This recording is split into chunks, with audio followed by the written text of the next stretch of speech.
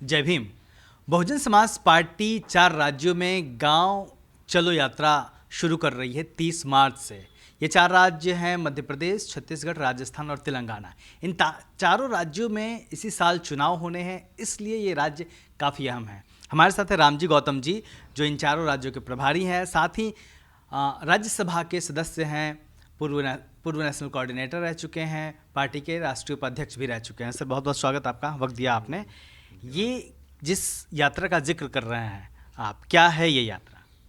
देखिए, भी 30 मार्च से बहुजन समाज पार्टी ने जो 4 राज्य हैं, इसके साथ में और भी जो राज्य हैं जैसे कि बिहार है या आंध्र प्रदेश है, उन प्रदेशों में भी गांव चलो अभियान शुरू किया है।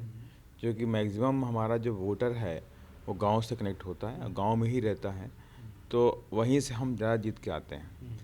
जब तक हम अपने गांव-गांव में जाने का अभियान चलाया है कि हम अपने गांव में जाएंगे और गांव में जा कर के कैडर देंगे और वहां पे क्रांतिकारी युवाओं को आइडेंटिफाई करेंगे और उनको पार्टी के विभिन्न पदों पर रखेंगे और 50% जो भागीदारी है युवाओं की उसको पूरा करेंगे। जी। क्योंकि माननीय श्री कांशीराम साहब कहते थे कि to reach the people and teach the people, तो उसी जो कंसेप्ट के तहत हम लोग गाँव चलो अभियान चला रहे हैं। कितने दिन बाद इस तरह का अभियान हो रहा है? क्योंकि बीते वक्त में इस तरीके से सघन में अनाउंस करके कि हम गांव में जाएंगे, लोगों को जोड़ेंगे, कम हुआ है।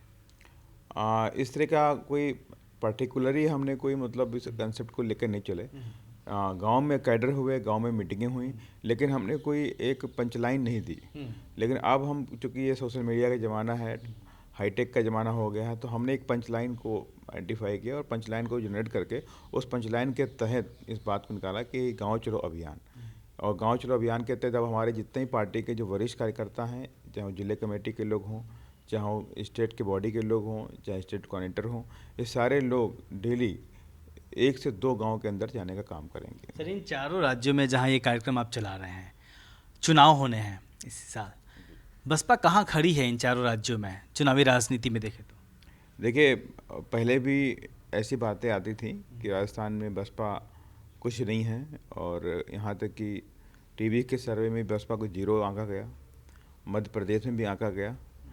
लेकिन एक बात सत्य है कि बहुजन समाज पार्टी से जुड़ा हुआ व्यक्ति जो बाबा साहब को मानता है, जो माननीय श्री कांशीराम साहब को मानता है, जो फूले साहू अम्बेडकर की विचारधारा को मानता है, तो उसका 100% जो दिल होता है वो बीएसपी के साथ में होता है। कि बहुजन समाज पार्टी को उन लोगों ने, आम कार्यकर्ताओं के साथ साथ वोटरों ने भी अपने खून पसीने से सींचा है, इसको अपने पैसे सींचा है, तो वो मुझे उन्होंने खड़ा किया, उन्होंने खड़ा किया। ये मैं कह सकता हूँ कि आज बहुजन समाज के लोगों ने ही बहुजन समाज पार्टी को खड़ा किया है और वो 100% हमारे साथ रहते हैं। देखिए, जो जिस तरह की मीडिया, कुछ ऐसे लोग हैं जो हमारे विरोधी लोग हैं, वो इस तरह के कुछ प्रोजेक्ट दिखाते हैं कि बीएसपी कमज़ोर हो गई है, बीएसपी में यह नहीं है, वो नहीं है, तो ये सब चलता रहता है। देखिए, लेकिन बीएसपी का जो वोटर है गांव में अगर देहात में जाएंगे, कहाँ खड़ी है? खड़ी पूरी ताकत के साथ में, और हमारी समझ से आज भी तीसरे नंबर की पार्टी के रूप में बहुजन समाज पार्टी इन प्रदेशों में खड़ी है। सर, तीसरे नंबर से दूसरे नंबर पे कब आएगी? राजस्थान की बात करें, मध्य प्रदेश की बात करें, तो इन दोनों राज्यों में एक वक्त में बहुजन समाज पार्टी का काफ़ी दबदबा रहा था। मतलब एक वक्त ऐसा था जब ये उम्मीद की जा रही थी कि बसपा या तो सरकार में आएगी या फिर उसके बिना सरकार नहीं बनेगी। लेकिन दोनों स्टेट में, राजस्थान में तो स्ट्रैटेजी हुई, तमाम लोग छोड़ के चले गए एक साथ, मध्य प्रदेश में भी पार्टी खस गई। उस फिर जो एक जो प्रभुत्व था बसपा का इन दोनों राज्यों में खास तौर पे, उसको कैसे हासिल करेगी पार्टी? आप क्या कर रहे हैं एज ए प्रभारी उसके लिए? देखिए, अभी मैंने कहा कि अभी गांव चलो अभियान का काम चल रहा है और सबसे बड़ी बात देखिए होती है कि हमारी जो लड़ाई होती है उस चुनाव के दिन होती है। मेन हम कुछ भी करें काम, लेकिन चुनाव के दिन अगर हमने आखिरी जंग हार दी तो हमारी 5 साल की पूरी मेहनत ख़राब हो जाती है।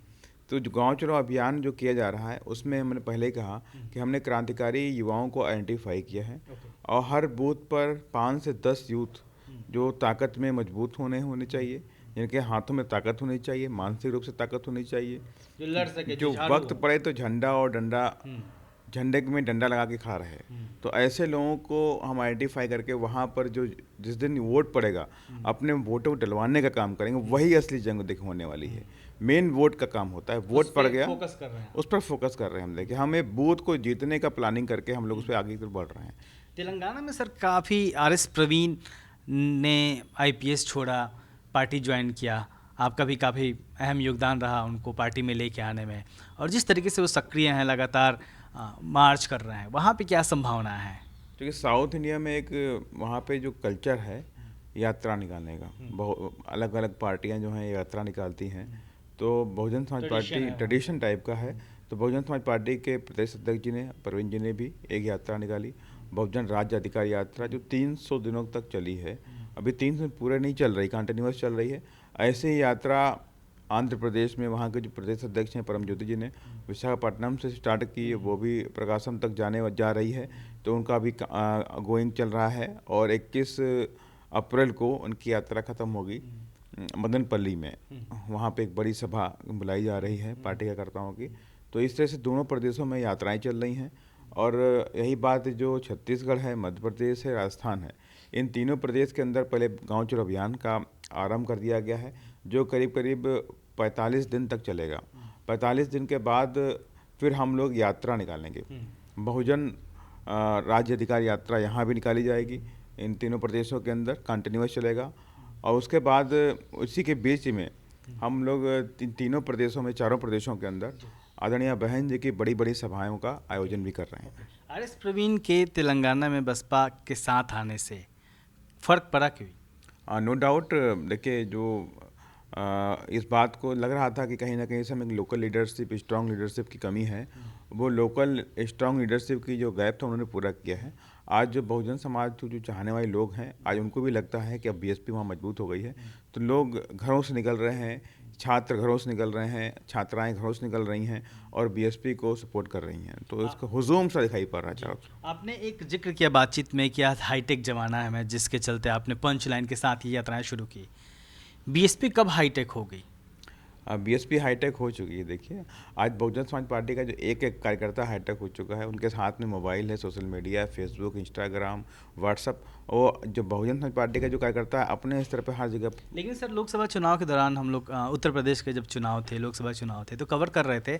उस वक्त जब तमाम पार्टियां अपने फेसबुक पेज से चीज़ों को लाइव कर रही थी, ये कमी खली हमें ढूंढना पड़ता था, क्योंकि हर जगह जो सोशल मीडिया के लोग हैं जा नहीं सकते हैं। तो हम ढूंढते थे कि बीएसपी का आधिकारिक पेज कहाँ है, जहाँ पे रैली लाइव चल रही है, वहाँ से डाउनलोड करके चला सके।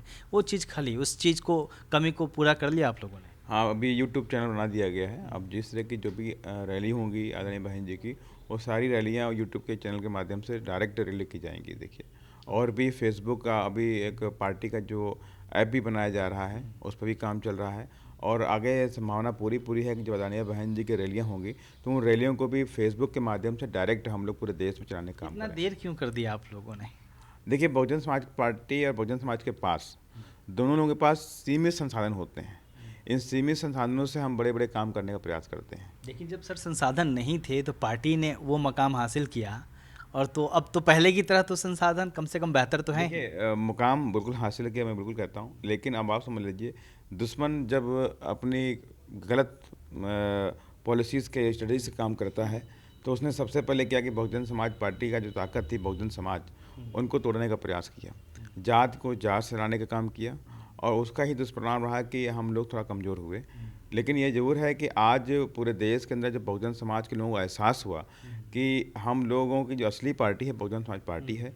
अगर हम बहुजन समाज पार्टी से हट के तो निकल गए, लेकिन जिन पार्टियों को सत्ता में लेकर आए, उन्हीं पार्टियों ने हमारे ऊपर जुल्म जाती करने शुरू कर दी। सर, आप युवा हैं, आपको इतनी बड़ी जिम्मेदारी दी है बहन जी ने, राज्यसभा मेंबर हैं आप और तमाम बड़े पदों पर रहे हैं। एक कनेक्टिविटी होती है एज ए यूथ से पहले, और देखने का एक नज़रिया भी अलग होता है। 2019 की बसपा और 2023 की बसपा में क्या फ़र्क है? देखिए, फ़र्क अभी क्या, बहन जी ने युवाओं को भागीदारी दी है और आज युवा पूरी ताकत के साथ में काम कर रहे हैं। आज माननीय बहन जी ने हम सबके बीच में एक युवा अपने परिवार से उतारा है। श्री आकाश आनंद जी को नेशनल कोऑर्डिनेटर बनाया है। अब वो भी पूरी तरह ताकत के साथ में अप्रैल के मिड से स्टार्ट कर देंगे अपने काम। तो आज ये फ़र्क है कि आज हमारे साथ युवा की जो भागीदारी है, जो हमने कंसेप्ट सोचा था कि हमारे पास युवाओं की कमी है, उन युवाओं की कमी को पूरी कर दी है आदरणीय बहन जी ने। आपने आकाश आनंद का जिक्र किया। पंजाब चुनाव में पहली बार वो सक्रिय रूप से उतारा गया था उनको, आप लगातार उनके साथ थे। कहीं ना कहीं एक पॉलिटिकल ट्रेनर के तौर पे, क्योंकि एक वरिष्ठ होता है तो उससे मदद तो मिलती ही है। आकाश आनंद को कैसे देखते हैं आप? उनकी जो जर्नी शुरू हुई थी और जो 1-2 साल उन्होंने पार्टी में बिताए, तमाम रैलियाँ की, कितना निखार आया उनमें? काफ़ी डेवलपमेंट हुआ है, काफ़ी उनमें पॉलिटिकल निखार आया है, पॉलिटिकल सिचुएशन को समझने की ताकत आई है, समझने की बात को किस तरह की कौन सी बात समझना है, उस पर कौन सा एक्शन लेना है, कौन सा रिएक्शन लेना है, ये सारी बात धीमे धीमे काफ़ी हद तक उन्होंने सीख ली है। तो उम्मीद है पूरा बहुत अच्छा होने वाला है अब। अभी शादी हुई आकाश आनंद की, आप लोग उसमें व्यस्त थे लगातार। इस शादी में देश भर से बहुजन समाज पार्टी के कार्यकर्ता हैं, लेकिन तमाम तरह की जब शादियां देखी जाती हैं तो उसमें प्रधानमंत्री, देश के मंत्री, मुख्यमंत्रियों का जमावड़ा लगा रहता है। बहन जी ने निमंत्रण क्यों नहीं दिया दूसरी पार्टी के नेताओं को? देखिए, बहुजन समाज पार्टी की मिशनरी शादी थी और इसमें जो बहुजन समाज पार्टी के जो कार्यकर्ता हैं वही मेरा परिवार है। आदरणीय बहन जी ने और माननीय श्री कांशीराम साहब ने भी कहा कि मेरा बहुजन समाज ही मेरा परिवार है।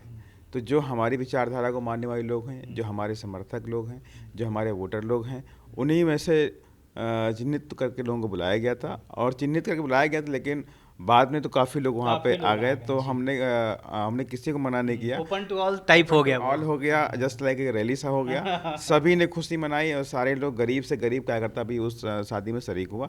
तो इसलिए मैंने कहा कि बहुजन समाज पार्टी का जो परिवार है बहुजन समाज है, अपने पूरे बहुजन समाज के परिवार को ही मैंने बुलाया है। कितना फ़र्क पड़ेगा, देश भर से लोग आए, अलग अलग हिस्सों से लोग आए, शादी में शामिल हुए। मैं लगातार देख रहा हूँ लोग सोशल मीडिया पे फ़ोटोज़ पोस्ट कर रहे हैं और लोग आसानी से आकाश आनंद के पास पहुँचे, आप लोगों तक पहुँचे, फ़ोटो क्लिक की, डाली। एक कनेक्टिविटी बनेगी, पार्टी में मजबूती आएगी। ये मतलब जो मौका था, तो एक अटैचमेंट आकाश आनंद जी से, पार्टी से और बढ़ेगा। देखिए, बिल्कुल होगा, अटैचमेंट भी बढ़ेगा और सारे कार्यकर्ता बहुत ही एनर्जाइज होकर के यहाँ से गए हैं। उनको जो लग रहा था कि क्या मैं कभी पहुँच पाऊँगा पास में या फ़ोटो ले सकता हूँ, क्या मैं कभी किसी परिवार के मेंबर के मतलब शादी में जा पाऊँगा, आज वो सारी चीज़ें उनकी पूरी हो गई। आज जो भी कार्यकर्ता आया वो उनके आंखों में आंसू थे कि बताइए, बहन जी ने मुझे याद किया, बहन जी ने एक मुझ छोटे से कार्यकर्ता को इतनी बड़ी शादी में, भव्य शादी में मुझे बुलाया है, तो मुझे परिवार मानते हैं। तो उनको इस बात को एहसास भी हुआ कि मेरी बीएसपी ही मेरा परिवार है और इस बीएसपी को हमें पूरी ताकत के साथ मजबूती देनी है। कितनी गैदरिंग थी शादी में? मेरी समझ से 10,000 के ऊपर लोग तो कार्यकर्ताओं का जमावड़ा वहाँ पे था जी, और बाकी लोग आ रहे थे और जा रहे थे। आप इस पूरे मौके को, एक्चुअली आकाश आनंद की जिस तरीके से शादी हुई, अचानक से खबर आई, अचानक से शादी हुई, मतलब कोई नहीं सोच रहा था इतनी जल्दी शादी होगी उनकी, और जिस तरीके से बहन जी ने पार्टी के एक आम कार्यकर्ता के परिवार में संबंध बनाया, तो ये कितना बड़ा मैसेज है? देखिए, मैंने पहले कहा बहुजन समाज पार्टी और बहुजन समाज ये दोनों एक दूसरे के परिवार हैं। बीएसपी का परिवार जो है बहुजन समाज के लोग हैं, तो हम जब शादी की बात है तो कार्यकर्ताओं में से ही जो भी माने बहन जी को परिवार के लोगों में से पहले कहा था कि जो भी हम शादी करेंगे मैं अपने बहुजन समाज के, अपने परिवार के लोगों से ही करेंगे। क्या भविष्य में आकाश आनंद की पत्नी भी राजनीति में आ सकती है? नहीं, इसके बारे में हमारा कोई कमेंट नहीं है, वो तो इस पर मैं कुछ नहीं कह सकता। हाँ, अप्रैल से आपने कहा कि आकाश आनंद शुरू करेंगे काम, तो क्या आकाश आनंद का कोई बदला रूप देखने में आएगा?